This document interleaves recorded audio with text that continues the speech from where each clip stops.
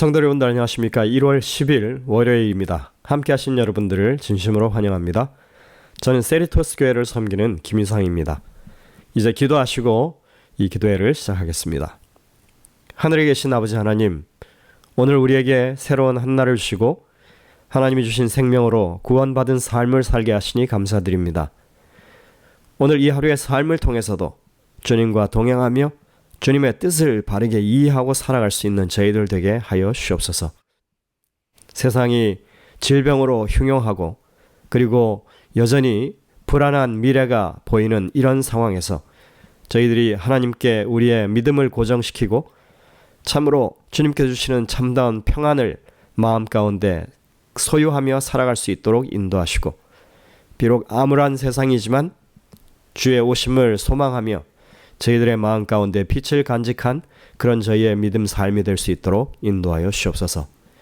오늘도 주님의 말씀을 펴고 주의 성령의 인도하심을 간구하오니 우리와 함께 하시고 말씀하시고 깨우쳐 주시는 그 은혜를 경험하게 하여 주옵소서. 주님, 질병으로 고통당하는 주의 백성들이 있습니다. 그들의 삶에 연약한 육신에 주님께서 힘을 주시고 당신의 능력 있는 손으로 안찰해 주셔서 그들의 삶이 회복되고 치유받을 수 있도록 인도하여 주옵소서. 이 하루의 삶을 온전히 주님께 의탁하오며 예수님의 이름으로 간절히 기도드립니다. 아멘. 네, 오늘 월요일 제목은 아들을 통해 우리에게 말씀하심입니다. 우리들이 초등학교 다닐 때 다들 경험했던 일이 있습니다. 그것은 아침 시간마다 전체 조회를 했었다는 것입니다. 학교 운동장에 전교생이 다 모이고 항상 교장 선생님의 훈화가 있었습니다. 사실 그 내용이라고 하는 것이 지각하지 말라든가 공부 열심히 하라는 것과 같은 도덕적 교훈과 아울러서 상장수여나 쥐잡기, 해충 검사 이런 것들 특별한 전달 사항 등을 했던 것으로 기억이 됩니다. 사실 이러한 방식으로 교육을 시킨다는 것이 그다지 큰 효과가 없다고 하는 것 다들 압니다.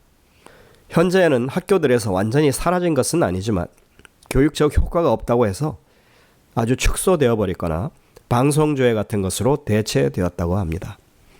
이번 주에 저희들이 살펴보는 본문은 히브리서 1장 1절부터 4절이라고 했죠. 여러분들 먼저 한번 본문을 봉독해 보겠습니다. 옛적에 선지자들을 통하여 여러 부분과 여러 모양으로 우리 조상들에게 말씀하신 하나님이 이 모든 날 마지막에는 아들을 통하여 우리에게 말씀하셨으니 이 아들을 만유의 상속자로 세우시고 또 그로 말미암아 모든 세계를 지으셨느니라. 이는 하나님의 영광의 광채시요 본체의 형상이시라. 그의 능력의 말씀으로 만물을 붙드시며 죄를 정결하게 하는 일을 하시고 높은 곳에 계신 지극히 크신 이의 우편에 앉으셨느니라. 사실 이 말씀을 우리가 구체적으로 다 이해하려면 어쩌면 한두 달을 계속 강의해도 될 만큼 그런 심오한 내용들이 들어 있습니다.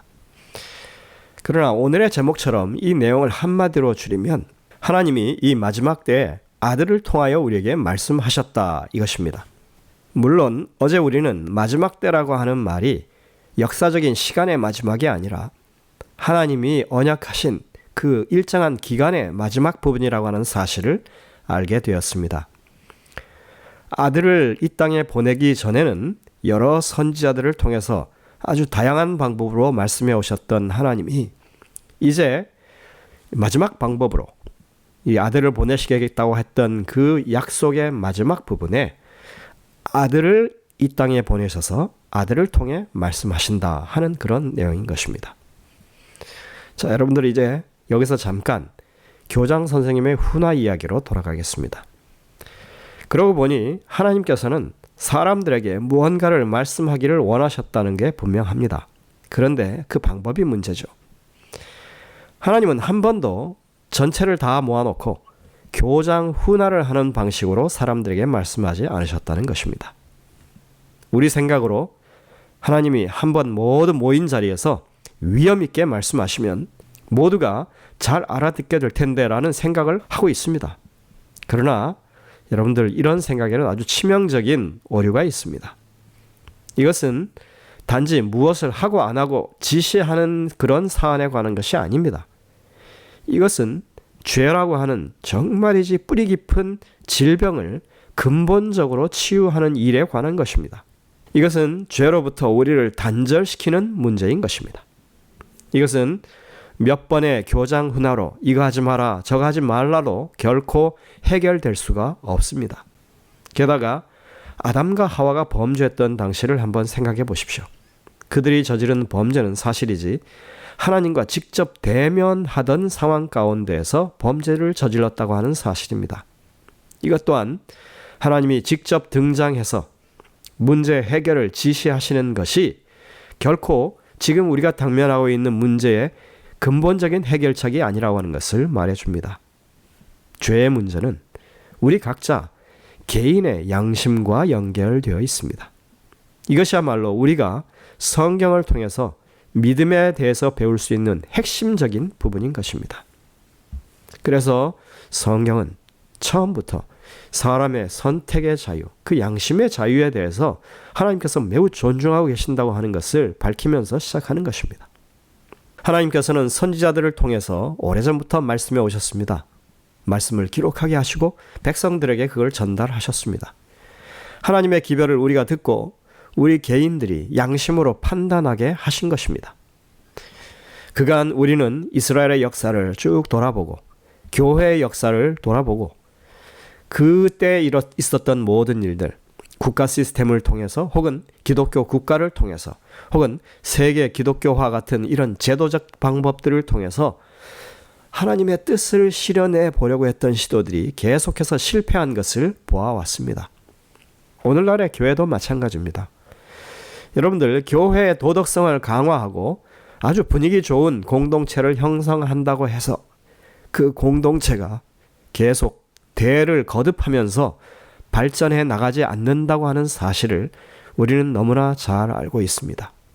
왜냐하면 하나님을 섬기는 신앙은 바로 우리 각자의 양심에 관한 하나님과의 관계 속에서 결단하는 문제이지 결단코 제도를 통해서 그것이 계도되는 문제가 아니라는 것 때문인 것입니다. 사실 저도 신학을 공부했지만 히브리서 1장 1절부터 4절을 헬라어로 읽으면서 그 문장이 얼마나 수려한지 그것을 느끼는 그런 정도는 아닙니다. 하지만 고전 헬라어에 정통한 많은 신학자들이 한결같이 하는 이야기가 바로 이 히브리서 1장 1절부터 4절이 한 문장이고 정말 수려하고 아름다운 문장이라고 하는 것을 말합니다. 학자들은 이 말씀이 신약 전체에서 가장 아름다운 문장으로 손꼽힌다고 합니다. 이 본문의 핵심은 예수님이 메시아이시고 하나님이시라는 것입니다. 그리고 그러한 사실을 하나님께서 그분의 아들 예수를 통해서 당신의 백성들에게 말씀하셨다는 것입니다. 1세기를 살았던 유대인들에게 있어서 사실 그들에게 하나님의 말씀은 정말 오랜만에 들리는 말씀이었습니다. 기원전 4세기 말라기 선지자를 마지막으로 더 이상의 기록된 하나님의 말씀을 들을 수 없었습니다. 그리고 이제 하나님께서 아들 예수님을 통해서 그들에게 다시 말씀하시기 시작하신 것입니다. 예수님을 통한 하나님의 계시는 하나님께서 다른 어떤 선지자를 통해서 주셨던 계시보다 더 우월한 것입니다. 왜냐하면 예수님은 다른 어떤 계시의 방법보다 위대한 계시이기 때문입니다. 왜냐하면 예수님은 하늘과 땅을 창조하시고 온 우주를 다스리시는 하나님 자신이시기 때문입니다. 이제껏 선지자들에게 기별을 주신 바로 그 하나님이 직접 이 세상을 향해 말씀하시는 것이기 때문입니다.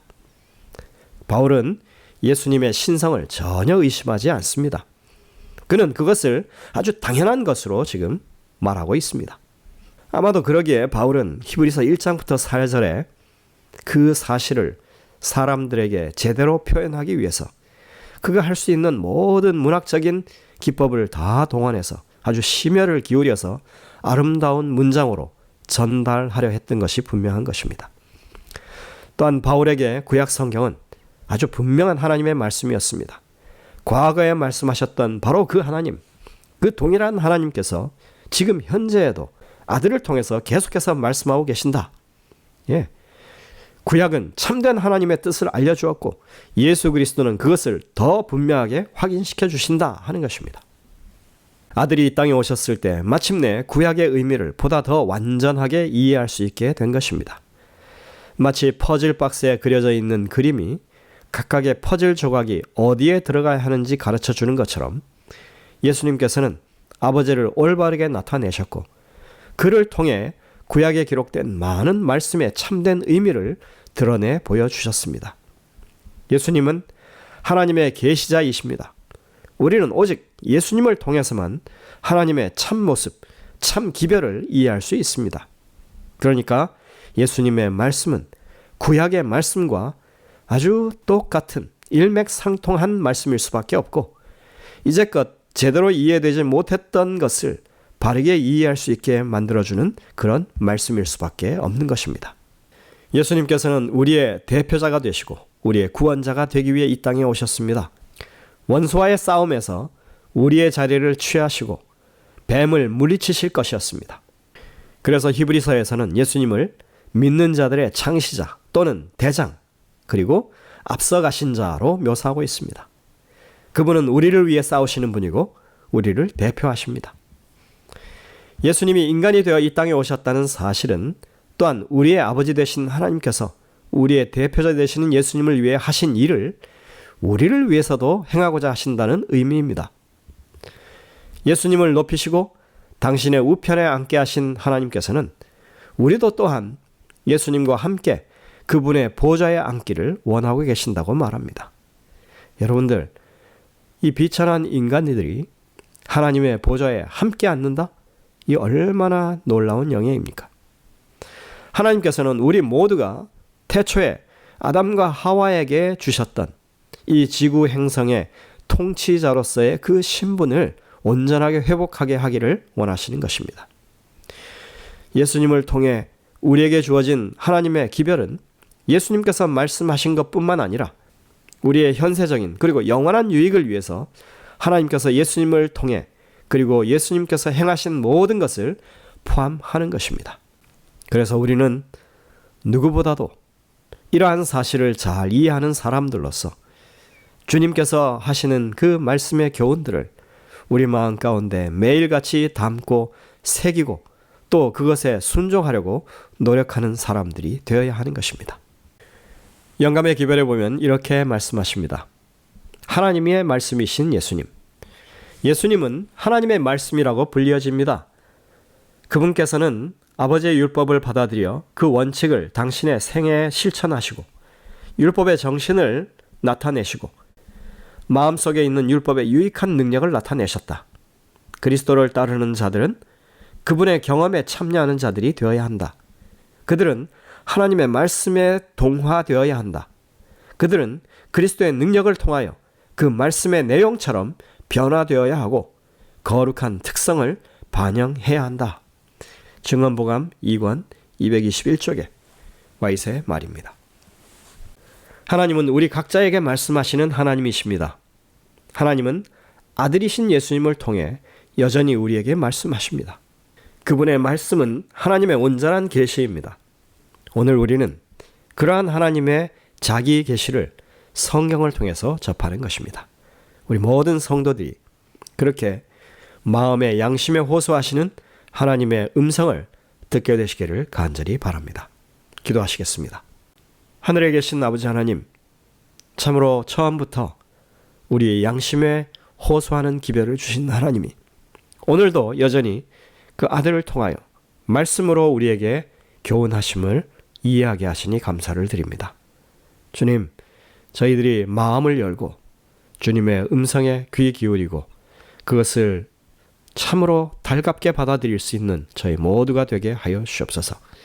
그래서 하나님과 더욱더 친밀한 교제를 나누며 주님의 뜻을 이해하고 행하는 그런 진실된 하나님의 백성들 되게 하여 주옵소서.